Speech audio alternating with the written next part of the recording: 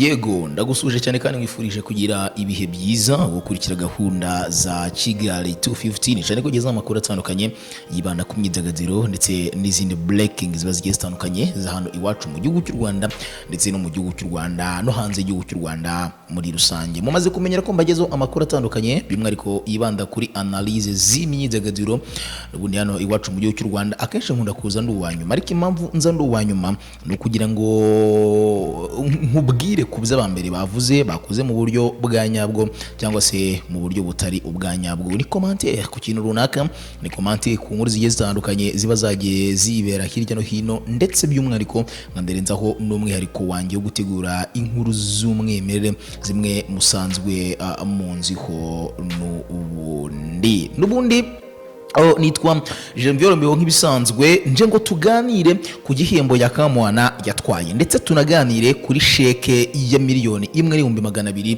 uyu Yakamwana yagaragaje ko yahawe ishobora no kumuteza ibibazo. Ntago ndibutinye kubivuga, by'umwihariko ngendeye ku ngingo runaka ngiye kukwereka zagaragaye mu kiganiro, by'umwihariko yaganiriye cyangwa se mu kiganiro yakoze ni nyuma yo guhabwa ibihembo. Igihembo cya mbere ni igihembo yahawe na Victory TV, by'umwihariko ni 2020 most trend nominees yabaye Pacifique Gasore uzwi cyane nka Yakamwana. Ni umuntu watrendinze cyane ku mbuga nkoranyambaga yaba ku YouTube, kuri Instagram. Ni umuntu nyine wagiye wigaruriye imitima y'abakoresha imbuga nkoranyambaga. Uwo na wundi ni Yakamwana, igihembo cy'igikombe aragihabwa. Ni ifoto ikoze neza, ni ifoto navuga ngo izamwibutsa amateka y'ubuzima bwe mu Rwanda cyane cyane ku mbuga nkoranyambaga. Ni ifoto izamwibutsa by'umwihariko ibikorwa bikomeye yagiye akorerwa n'abafana be ndetse n'abakunzi be muri rusange. Icyo gihembo cya Victory TV kimaze gutangwa, hanazanywe n'inkweto ngo z'uwitwa Berwa ucuruza inkweto, ndetse hanazaho na sheke ya miliyoni 1,200,000 n'ubundi ngo yatanzwe n'uwo Berwa. Ntago nigeze makana yuko ayo mafaranga Yakamwana atayahawe, oya sinigeze mbihakana, nta nubwo ndi bunabihakane, ahubwo icyo nashidikanyijeho ni imimerere ya sheke Yakamwana yavuze yahawe. Ni sheke yandikishijwe intoki, ni sheke nge nafashe mu buryo bwo gutwika bitandukanye na sheke z'ibyamamare dusanzwe tuzi zikoreraho imirimo yazo, by'umwihariko ku bijyanye no kugaragaza imimerere imimerere navuga ngo y'amafaranga runaka umuntu agiye guhabwa. Iyo sheke ndaza kuyinyuzamo amaso gato, nako ndagikwereka nawe ubwawe uyirebere, urebe uburyo kiyanditsemo na markeri ndetse na banke imwe ya hano mu gihugu cy'u Rwanda.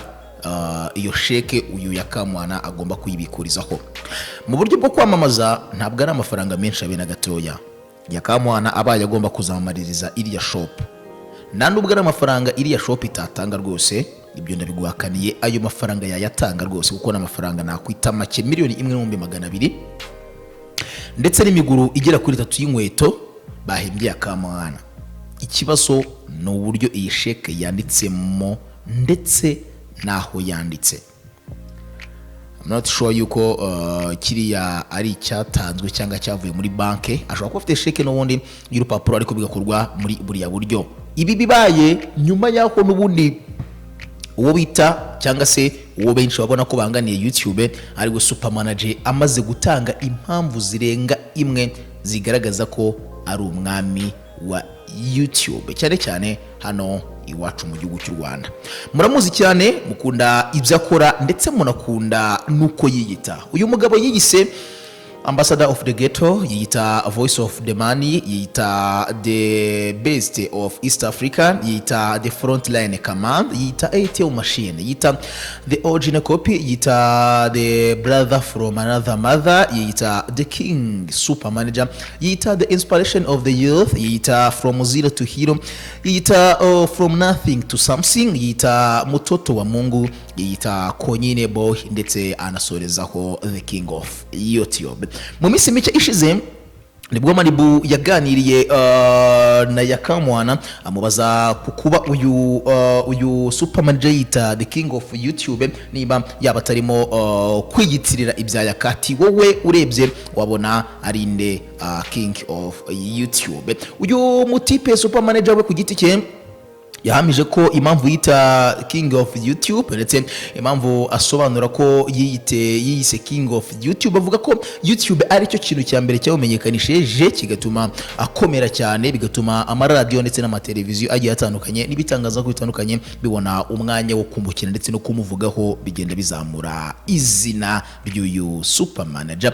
Yavuze ko nyuma yo kugaragara binyuze kuri YouTube yavuganye n'ibitangazamakuru bikomeye nabyo byatangiye kumutumira by'umwihariko bitewe nuko byamaze kubona ko atwika kuri YouTube. Ati nakoze ikiganiro na televiziyo yitwa Azam yo muri Tanzania, nacyo kiri kuri YouTube ya Azam. Nakoze ikindi kiganiro na televiziyo yitwa Viladua nayo yo muri icyo gihugu cya Tanzania. Nakoze ikindi kuri KTN yo muri Kenya, njya muri South Africa na televiziyo yitwa DSTV, njya muri Uganda nsanga abanyamakuru batabarika bantegereje mu masegonda make n'icyo kiganiro cy'nyubona kuri YouTube. Uyu mugabo super manager yese atanga urugero by'umwihariko agaragaza ko ari we muhanzi wa mbere waciye akagahigo, by'umwihariko anavuga ko na undi muhanzi wigeze uca agahigo nk'aka ngaka, ndetse anavuga ko byose abikesha YouTube. Avuga ko na muhanzi wigeze ubasha kugirana ibiganiro n'ibitangazamakuru bitandukanye mu ndimi zitandukanye, byose binatambuke no kuri YouTube usibye uyu super manager. Yavuze ko ikindi kinyamakuru gikomeye cyamwanditseho arigo.com ni ikinyamakuru cyo mu Bwongereza cyandika ku mikino cyane cyane. Icyo gihe yari mu mushinga wo gutwara Medi Kagere amujyana mu ikipe ya Levante yo mu gihugu cya Espagne, nibwo bitaje gukunda.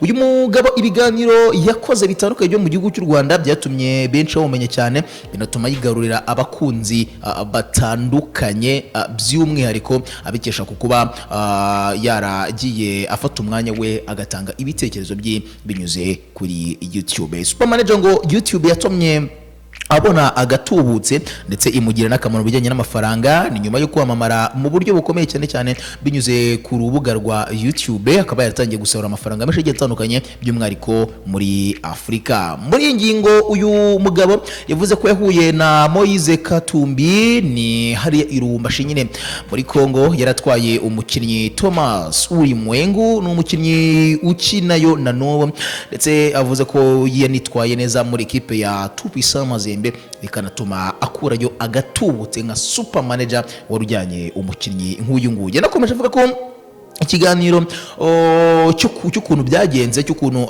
iyi transfer yagenze kugeza ubu ngubu kiri ku rubuga rwa YouTube. Ibikorwa byinshi bye byose binafatika, byose biba kuri YouTube. Super manager avuze ko birazwi ko yamaze gusinya na Esperanza Group Limited. Ni Esperanza n'ubundi ni kampani muri sanzwe itanga inzoga, basinye kuri miliyoni zisaga 200 z'amafaranga y'u Rwanda mu gihe cy'imyaka igera kuri 4. Impamvu ngo bamuhisemo nuko bari bazi neza ko uyu mutipe ari umwe mu bantu navuga ngo batwika kuri social media, batraininga mu buryo bukomeye cyane. Gusa kuri ubu ngubu igihembo cy'umuntu wa traininze mu mwaka wa 2020 cyahawe Yakamwana. Yakoze nawe ibitano byinshi bitandukanye. Yakamwana yagaragaje ubukwe bwa fake ariko bugenderwa n'abantu benshi cyane, abenshi banabwizera kandi cyane. Yakamwana agiye akora ibintu bigiye bitandukanye, yewe yabaga yakubiswe, byabaga ari inkuru yarebwaga na benshi, yabaga yasinze, yabaga ari inkuru, yabaga yatukanye, yabaga ari inkuru, yewe ubwe ni umunyarwenya w'impano wifitiye urwenya muri we. Binatuma anahabwa n'igihembo cy'umuntu watuninze muri uyu mwaka wa 2020 ushize. Twitegeye 2021 se biragenda bite. Gusa nshimira cyane bikomeye abantu bagiye batandukanye, by'umwihariko harimo nk'ama company agiye atandukanye afata umwanya wo kugira gutya ngo ashimire abantu bakoze ibintu runaka, cyane cyane abantu bagiye batradinga bitaga imbaraga zikomeye cyane bigatuma n'ubundi urwo ruganda ruzamo abantu barenze umwe, by'umwihariko baje ku ngingo nk'iyo ngiyo yo kuba bazatwara igihembo ndetse n'igikombe cy'umuntu wa trendinze cyane. So ngaje nguko rero nitwa Jean Vieux Romeo, ni Kigali 250, amakuru menshi nagaruka. Bye, umunsi mwiza.